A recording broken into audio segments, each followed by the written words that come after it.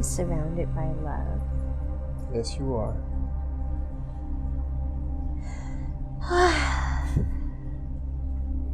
I feel the love right now.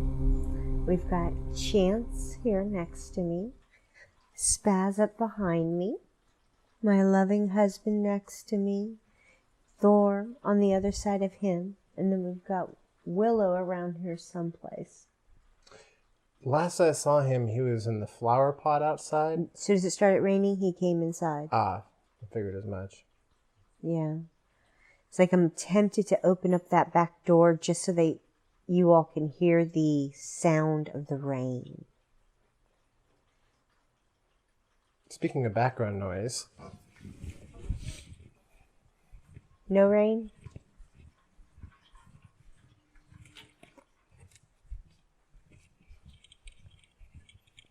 Sample? Sure. The audience wants a sample. I can always cut it out if I have to.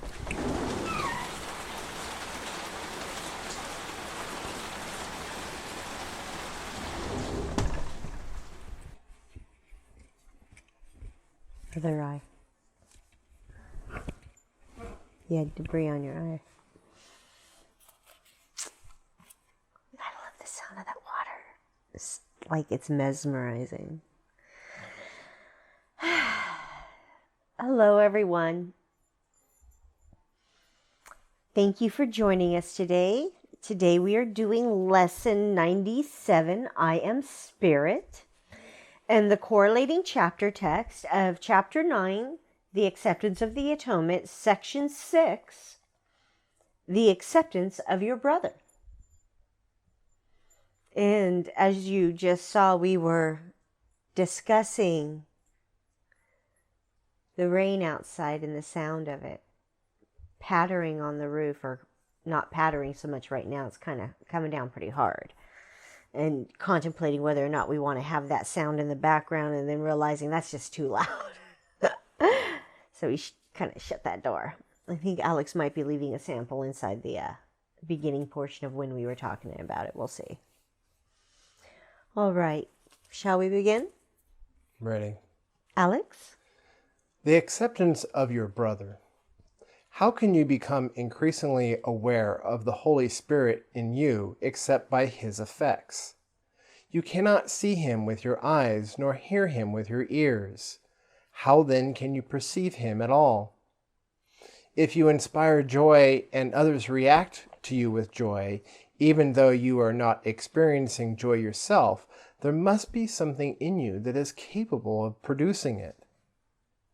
If it is in you and can produce joy, and if you see that it does produce joy in others, you must be disassociating it in yourself. It seems to you that the Holy Spirit does not produce joy consistently in you only because you do not consistently arouse joy in others. Their reactions to you are your evaluations of his consistency. Mm-hmm. When you are inconsistent, you will not always give rise to joy, and so you will not always recognize his consistency.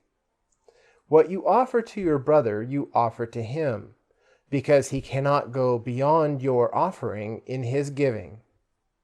This is not because he limits giving, but simply because you have limited your receiving. The decision to receive is the decision to accept. If your brothers are part of you, will you accept them? Only they can teach you what you are, for your learning is the result of what you taught them. What you call upon in them, you call upon in yourself. And as you call upon it in them, it becomes real to you. God has but one Son, knowing them all as one. Only God himself is more than they, but they are not less than what he is. Would you know what this means? If what you do to my brother, you do to me, and if you do everything for yourself because we are part of you, everything we do belongs to you as well. everyone God created is part of you and shares his glory with you. His glory belongs to him, but it is equally yours. You cannot, then, be less glorious than he is. Did you get all that? The outside world is an outward projection of an inward condition. In other words,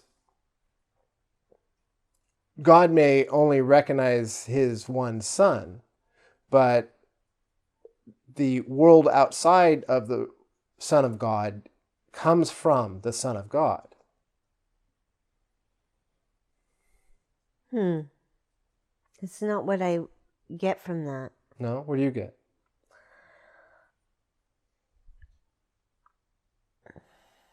The outside world is a reflection of what we believe about ourselves. It's how we choose to perceive ourselves, and we project that out. Yeah. But the thing about how God sees, how does it say that? You can know yourself only as God knows his Son. For knowledge is shared with God, right? And when he was talking about there that only God himself is more than they, but they are not less than he is. And how God has but one Son, knowing them all as one. Right. So he sees them all as equal and the same, is how I take that, not as anything different from any of them. It's like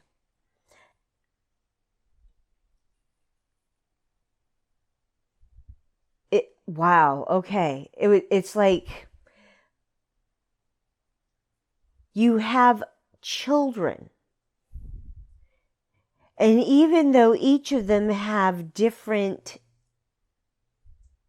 ideas of who they want to be or who they think they are, you don't treat them any differently. You treat them all the same. They are your children, right?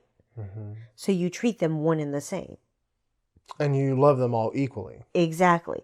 And that's what it's referring to there. Okay. That's what I get it to refer to. It's like he's not seeing anyone as being different in any way. He just sees them all as his children. Like, that's the only picture that I'm getting with it. I got another image of if God created a cell, a human cell, and that cell grew into a whole person, a body, he would still only recognize his one creation, even if that one creation multiplied itself into billions of other cells to form a one whole. Okay, I think I get what you're saying. Although it doesn't make any sense to me. That was just what came to me. It's like I can't mentally picture it, although I keep seeing these minuscule little bubbles that look like little fish eggs or something. One's there, then suddenly there's more and more and more. So that's like the visual I'm getting, like little fish eggs or something.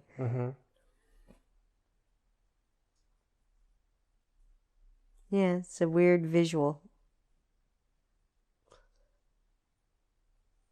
They're all the same. They look like they're separate, but yet they're connected.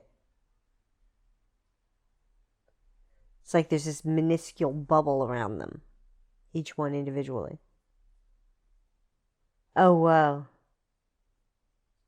That picture that I was just talking about where it looks like the little fish eggs, it had like a orangey rosy hue in the center of it, with like a upside down, not upside down, like a V, like a triangle in the center of it. And now it just switched over to that view of the planet Earth with that bright blue green and the bubble around it. And now all those fish eggs are in place and they're changing to the tone of the Earth colors, the blues and the greens. Really interesting to have it just go, it's like it's all being populated, like being shot into it or something. I'm like, Crazy. All right, please continue. 4. God is more than you only because he created you, but not even this would he keep from you. Therefore you can create as he did, and your disassociation will not alter this. Neither God's light nor yours is dimmed because you do not see. Because the sonship must create as one, you remember creation whenever you recognize part of creation. Each part of you, remember, adds to your wholeness because each part is whole. Let me say that again. Each part you remember adds to your wholeness because each part is whole. Wholeness is indivisible, but you cannot learn of your wholeness until you see it everywhere. You can know yourself only as God knows his Son, for knowledge is shared with God. When you awaken him, you will know your magnitude by accepting his limitlessness. Limitlessness.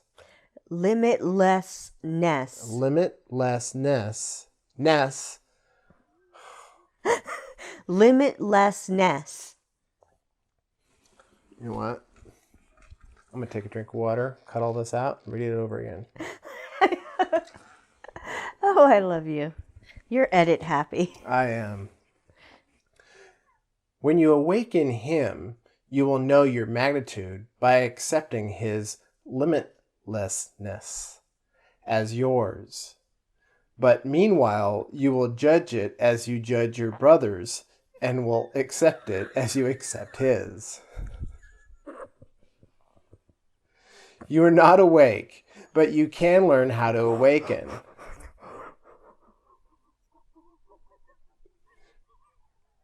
This is her way of making sure I can't edit out that other section, because you would totally lose the context of why she's laughing.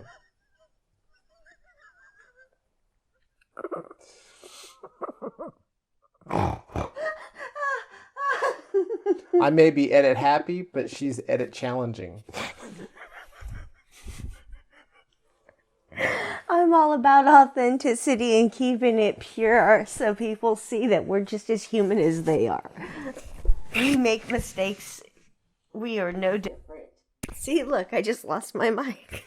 Oh, speaking of edit challenging, I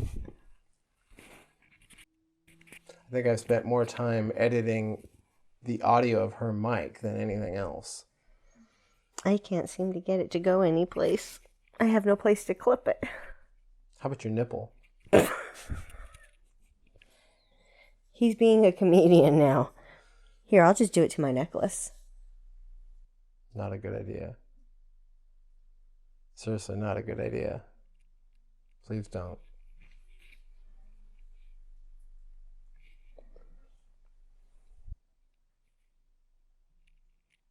It's that chink, chink, chink that you don't want to hear, huh? The thing is anytime you move, vibrations go through those chains. I don't have any place to hook it.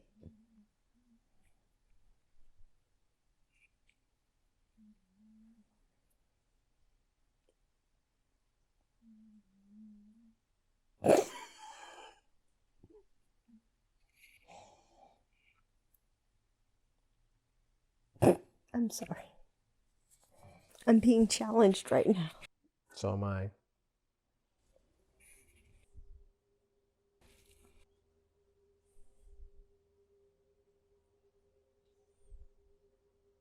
How's that?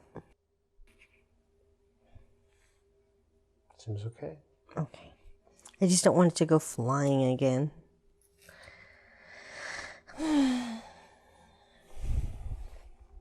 You're going to have fun editing. Oh, yeah. Where were we? That's right. Fifth paragraph. No, the fourth paragraph. I had finished reading the fifth paragraph. Or fourth paragraph. Oh. Okay. Then start with the fifth, please.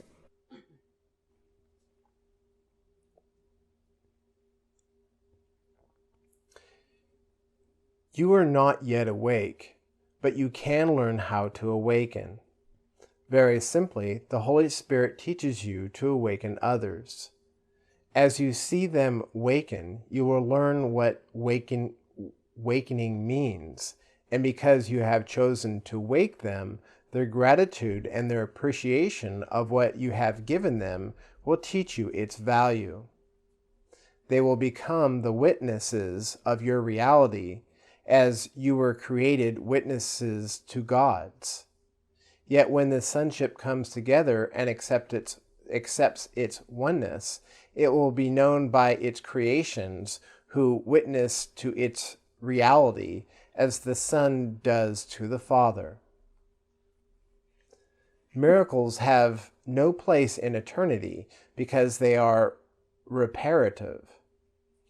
Yet, while you still need healing, your miracles are the only witnesses to your reality that you can recognize.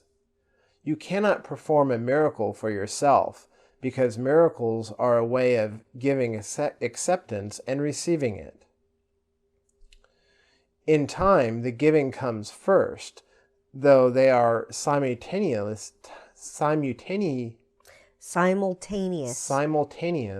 in eternity, where they cannot be separated.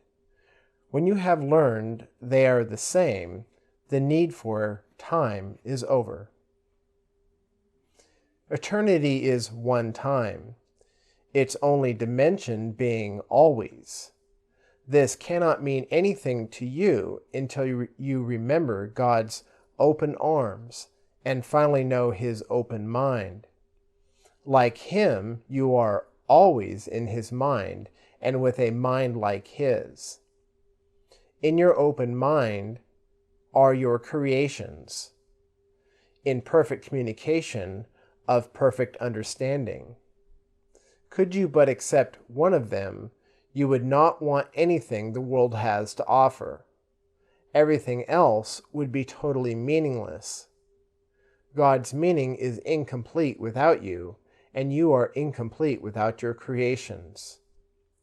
Accept your brother in this world and accept nothing else, for in him you will find your creations, because he created them with you.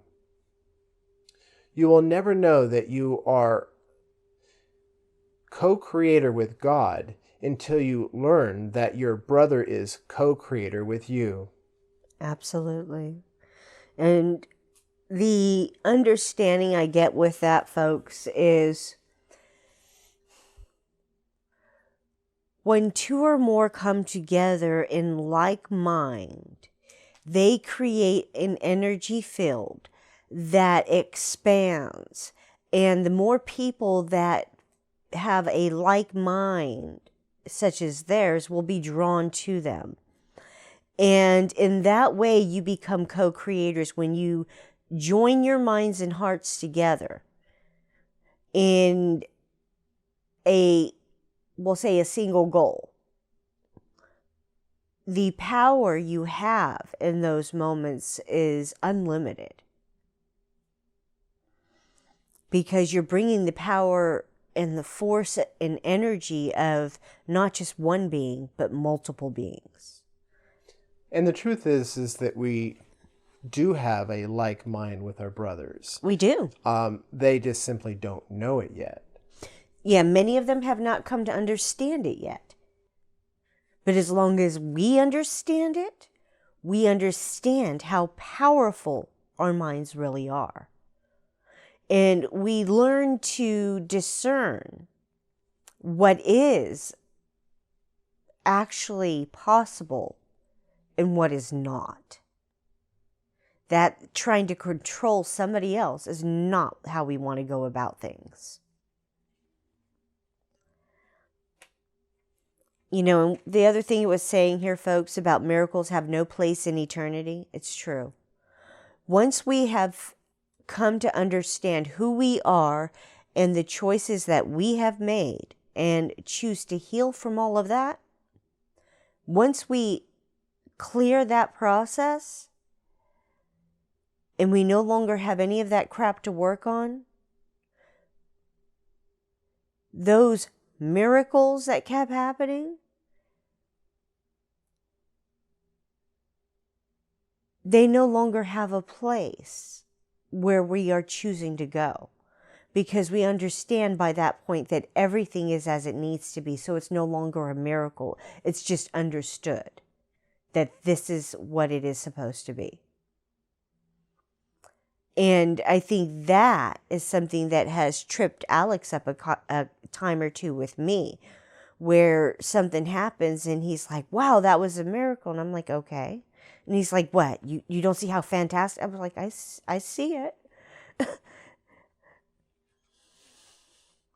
And it's like what he was sharing the other day when, he'd be upset about something and I wouldn't. And not understanding how I wouldn't be as upset as he was. All of us reach different points where we have a change of view, a change of perspective, where we're no longer reacting to certain things in our lives. Doesn't mean that the people around us aren't still reacting, but we find ourselves no longer reacting. And that seems to make those around us uneasy at times, or feel like they're doing something wrong because they are reacting and you're not. And then they start asking things like, am I insane? Because I remember doing that a lot. I'd be reacting to something and Alex is just like, what the hell is wrong with you? He'd just look at me like, what's wrong? What's happening? And I'd be like, ah! And he didn't understand what was happening. I'm sorry, Chance. Did Mama wake you up from a nap? It's things like that we have to recognize that as we let go of this stuff, we no longer react. It becomes natural and normal. We no longer see it as a miracle. All right. That was Chapter 9, The Acceptance of the Atonement. Section 6, The Acceptance of Your Brother. Let's continue on to the lesson of the day. Alex? Lesson 97, I Am Spirit. Today's idea identifies you with your one self. It accepts no split identity, nor tries to weave opposing factors into unity. It simply states the truth. Practice this truth today as often as you can, for it will bring your mind from conflict to the quiet fields of peace. No chill of fear can enter, for your mind has been absolved from the madness, letting go illusions of a split identity. We state again the truth about yourself, the Holy Son of God, who rests in you, whose mind has been restored to sanity. You are the Spirit lovingly endowed with all your Father's love and peace and joy. You are the Spirit which completes Himself and shares His function as Creator. He is with you always, and you are with Him. Today we will try to bring reality still closer to your mind. Each time you practice, awareness is brought a little nearer at least. Sometimes 1,000 years or more are saved. The minutes which you give are multiplied over and over, for the miracle makes use of time, but is not ruled by it. Salvation is a miracle, the first and the last. The first that is the last, for it is one. I didn't get that last sentence. So salvation is a miracle, the first and last. The first that is the last, for it is one. Oh, the first miracle and the last miracle are all one miracle wrapped together? One and the same. I see.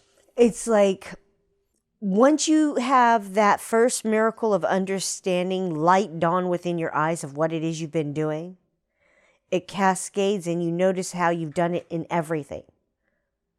So once you've noticed you've done it, you catch yourself until all of it's gone and done, and then it stops.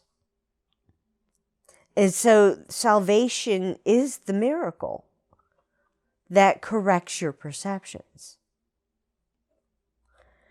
And it makes use of it with the very first to the very last, because they are one and the same. Once you get the first one, the last one's no different. It's exactly the same. So as soon as you get that first, you've gotten the last. Does that make sense? Yes, because time and space is an illusion. Mm-hmm.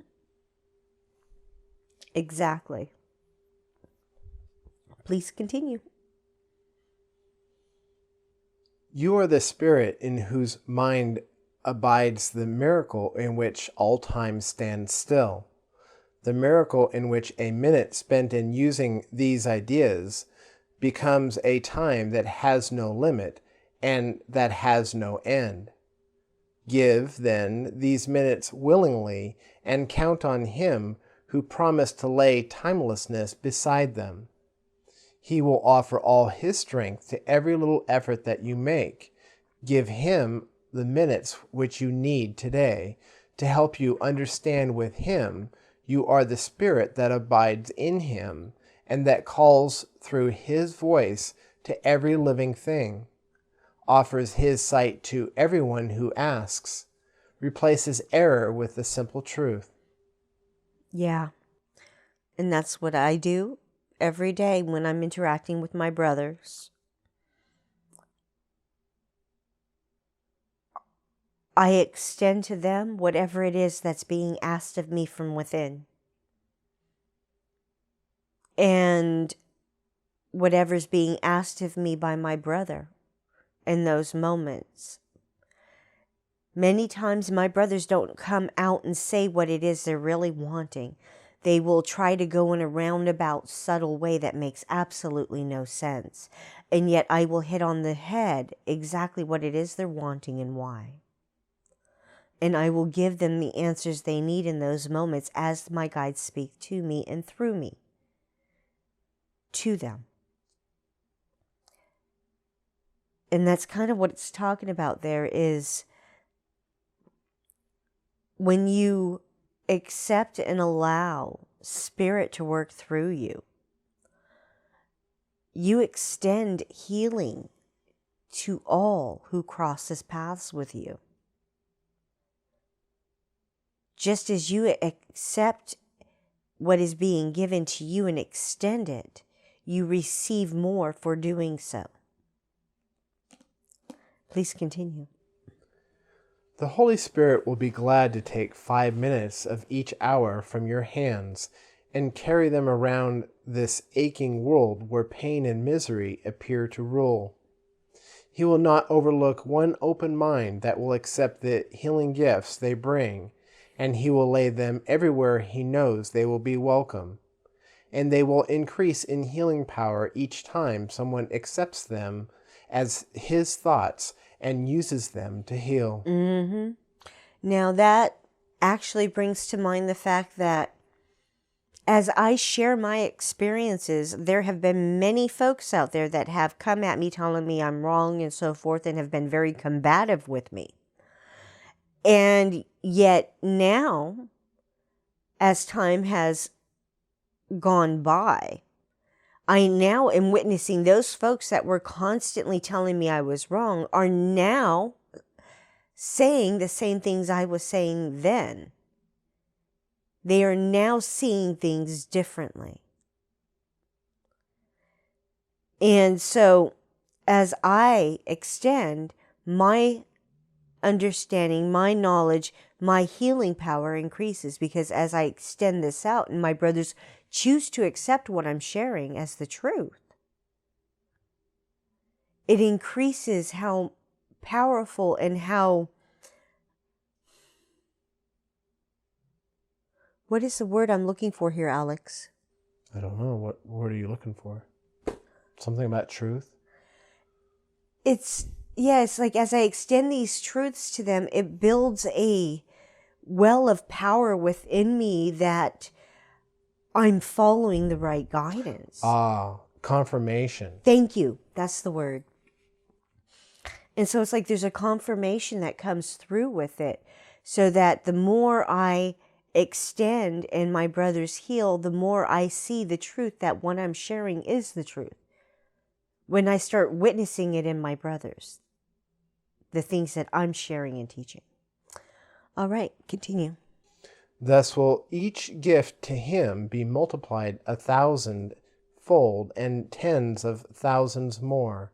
And when it is returned to you, it will surpass in might the little gift you gave, as much as does the radiance of the sun outshine the tiny gleam a firefly makes an uncertain moment and goes out. The steady brilliance of this light remains and leads you out of darkness, nor will you be able to forget the way again. Begin these happy exercises with the words the Holy Spirit speaks to you, and let them echo round the world through him.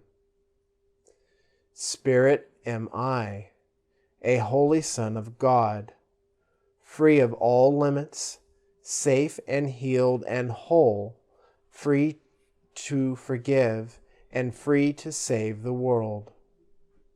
Expressed through you, the Holy Spirit will accept this gift that you have received of him, increase its power, and give it back to you.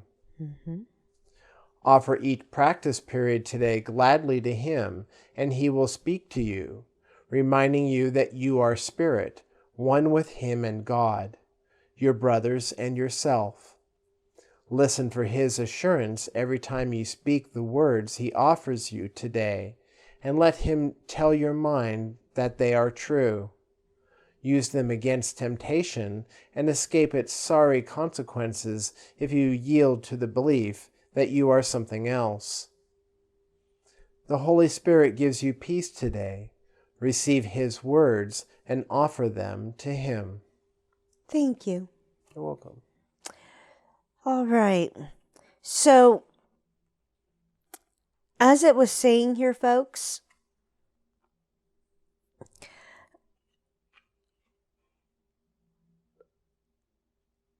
as you are doing these practice periods, hand over everything to Holy Spirit. Don't sit there trying to hold something back or trying to think you can do it yourself on your own. You don't need to sit there and ask for guidance in it. Whether you can or not is irrelevant right now. The point here is learning to ask for the proper guidance from the proper source. Too many of us have been taught to ignore that inner voice speaking to us that cautions us on things, and instead go full tilt with that other inner voice that says, fuck that, who cares? Let's plow ahead. I can do this. I don't need anybody's help. And we tend to blow off our friends and family when they want to caution us, or get all blown up like a blowfish if they agree with us on something. Like, what's the word? Self-righteous. Get all self-righteous about it. You know, you got to set all of that shit into Holy Spirit's hands and say, hey, show me the truth here. And be willing to accept what it is he shows you. All right, folks, that was lesson 97, I Am Spirit, with the correlating chapter text of chapter 9, the acceptance of the atonement, and section 6, the acceptance of your brother. Thank you for joining us today. My name is Sabrina Reyenga. And I am Alex Reyenga. Please do the work, folks. Only you can do this work. Please do this work. Hugs, love, light, and blessings on your journey, my brothers. Be the light you are meant to be. Be the light we know you to be. Please choose to be the light. You are loved. We love you.